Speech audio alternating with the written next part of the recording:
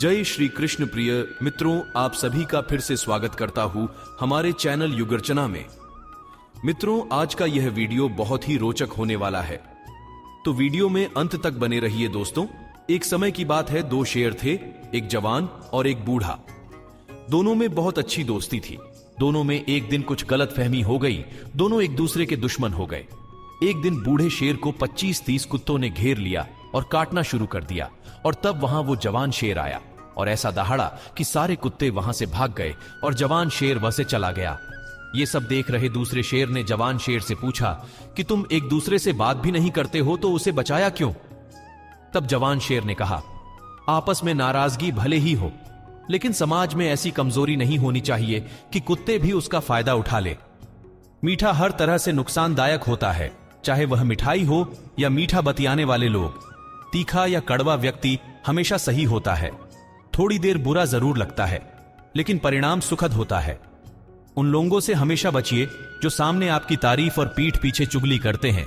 परिवर्तन देखिए, पहले लोग घर के दरवाजे पर एक आदमी तैनात करते थे ताकि कोई कुत्ता घर में न घुस जाए। आजकल घर के दरवाजे पर कुत्ता तैनात करते हैं ताकि कोई आदमी घर में न घुस जाए। पहले आदमी खाना घर में खाता था और लैट्रीन घर के बाहर करने जाता था। अब खाना बाहर खाता है और लैट्रीन घर में करता है। पहले शादियों में घर की औरतें खाना बनाती थीं और नाचने वाली बाहर से आती थीं। अब खाना बनाने वाले बाहर से आते हैं और घर की औरतें नाचती हैं। पहले आदमी साइकिल चलाता था और गरीब समझा जाता था। अब आदमी कार से जिम जाता है साइकिल चलाने के लिए। एक गांव में 10 साल का लड़का अपनी मां के साथ रहता था। मां ने सोचा, कल मेरा बेटा मेले में जाएगा, उसके पास 10 रुपए तो हो। यह सोचकर मां ने खेतों में काम करके शाम तक पैसे ले आई। बेटा स्कूल से आकर बोला, खाना खाकर जल्दी सो जाता हूं, कल मेले में जाना है। सुबह मां से बोला, मैं नहाने जाता हूं, नाश्ता तैयार रखना। मां ने रोटी बनाई, दूध अभी चूल्हे पर था। मां ने देखा बर्तन पकड़ने के लिए कुछ नहीं है।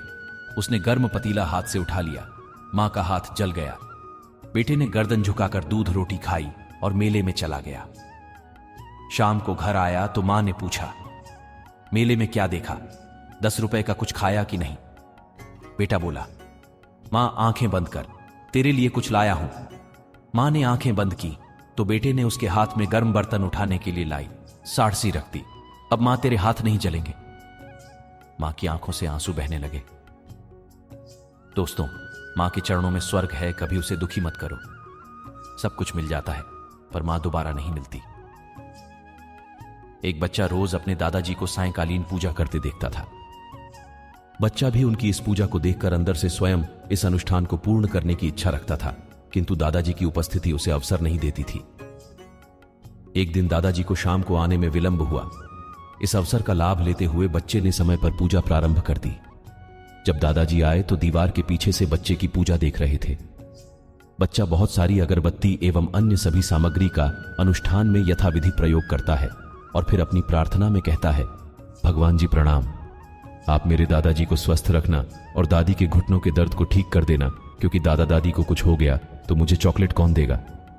फिर आगे कहता है, भगवान जी मेरे सभी दोस्तों को अच्छा रखना, वरना मेरे साथ कौन खेलेगा। फिर मेरे पापा और मम्मी को ठीक रखना, घर के कुत्ते को भी ठीक रखना, क्योंकि उसे कुछ हो गया तो घर को चोरों से कौन बचाएगा। लेकिन भगवान, यदि आप बुरा ना मानो तो एक बात कहूं, सबका ध्यान रखना, लेकिन उससे पहले आप अपना ध्यान रखना, क्योंकि आपको कुछ हो गया तो हम सबका क्या होगा। इस सहज प्रार्थना को सुनकर दादा की आंखों में भी आंसू आ गए, क्योंकि ऐसी प्रार्थना उन्होंने न कभी की थी और न सुनी थी। श्री कृष्ण से कितना कुछ छूटा। पहले मां छूटी, फिर पिता छूटे, फिर जो नंद यशोदा मिले वे भी छूटे, संगी साथी छूटे, राधा भी छूटी, गोकुल छूटा, फिर मथुरा छूटी। श्री कृष्ण से जीवन भर कुछ न कुछ छूटता ही रहा। नहीं छूटा तो देवत्व, मुस्कान और सकारात्मकता। श्री कृष्ण दुख नहीं, उत्सव के प्रतीक हैं। सब कुछ छूटने पर भी कैसे खुश रहा जा सकता है, यह श्री कृष्ण से अच्छा कोई नहीं सिखा सकता।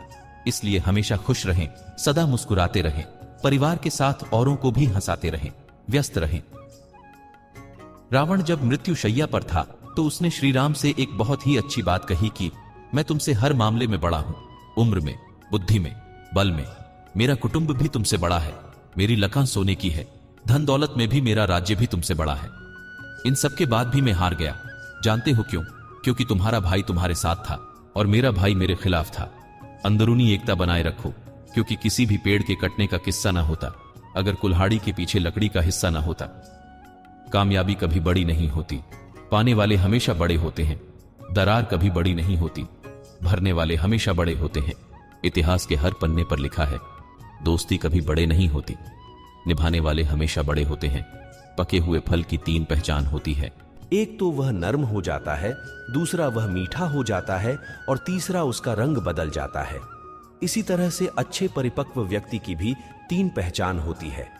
पहली उसमें नम्रता होती है, दूसरा उसकी वाणी में मिठास होती है और तीसरा उसके चेहरे पर आत्मविश्वास का रंग होता है। दान और पुण्य एकांत में होना चाहिए। जैसे स्नान सड़क या चौराहे पर नहीं वरन बंद बाथरूम में करते हो, वैसे ही दान पुण्य गुप्त होना चाहिए। पुण्य की किसी को खबर नहीं लगने देना चाहिए, क्योंकि पुण्य छिपाने से बढ़ता है और बताने से मरता है। पुण्य बड़ा शर्मीला है। पुण्य और दान छपाकर नहीं, छिपाकर करना चाहिए। यदि घर के अंदर कूड़ा कचरा जमा हो और उसे फेंकना हो तो क्या इसका अखबार में विज्ञापन करते हो? नहीं ना। अभद्र, असभ्य व्यक्ति, चाहे परिवार का सदस्य हो या बाहरी व्यक्ति हो, उसके मुंह नहीं लगना चाहिए, क्योंकि ऐसा व्यक्ति आत्ममुग्धता के नशे में इतना डूबा होता है कि उसे अपने से अधिक ज्ञानवान व्यक्ति कोई दूसरा नहीं दिखाई देता। इसलिए वह आपसे अभद्रता कर कभी भी कहीं भी किसी के भी सामने आपकी इज्जत उतार सकता है। अपनी प्रतिष्ठा की रक्षा के लिए ऐसे व्यक्ति से बचने की कोशिश करनी चाहिए। भगवान आपकी सुनते हैं, इस बात पे कभी शक मत करना। बस फर्क इतना है, उन्हें हमें सुनना आना चाहिए। प्रेम, समर्पण, करुणा भाव, ये कुछ ऐसी बातें हैं जो उनको आपकी तरफ खींच लेती है। हम चाहे लाख बार उसका नाम ले, उसमें श्रद्धा और विश्वास नहीं तो उस नाम का कोई फायदा नहीं। आप अगर सिर्फ एक बार उनका नाम लेते हैं, उसमें पूर्ण भाव है, तो पूर्ण परमात्मा आपकी पल भर में सुन लेते हैं। मनुष्य जन्म बड़ी मुश्किल से मिला है। यह जो गलियों में आवारा जानवर घूम रहे हैं, इन्हें भी कभी मनुष्य जन्म मिला था। इनमें से कोई डॉक्टर था, कोई इंजीनियर, कोई और इनके गुरु भी इन्हें भगवान का भजन, सत्संग, शास्त्र अध्ययन व धन्यवाद करने को कहते थे। तब यह हंसकर जवाब देते थे कि हमारे पास टाइम नहीं है। और वो मनुष्य जन्म हार गए, भगवान का भजन नहीं किया, सत्संग नहीं किया, धर्म अनुसार आचरण नहीं किया, न ही धन्यवाद। पशु योनि में आ गए। अब देखो समय ही समय है, बेचारे गली गली आवारा घूमते हैं। कोई दुत्कारता है, कोई फटकारता है। कर्म बहुत रूला डालते हैं, किसी को नहीं छोड़ते। अब नहीं समझेंगे तो कब समझेंगे? कुछ समय का भजन, सत्संग व भगवान का धन्यवाद कर्मों को भी धो डालते हैं। पर कर्म बहुत ज्यादा है, समय कम। हमें चाहिए कि विचार कर चिंतन करें। परिवार सहित भगवान का भजन, सत्संग व धन्यवाद जरूर करें। दोस्तों, वीडियो अच्छी लगी हो तो लाइक करें और चैनल को सब्सक्राइब करें। जय श्री राधे कृष्ण।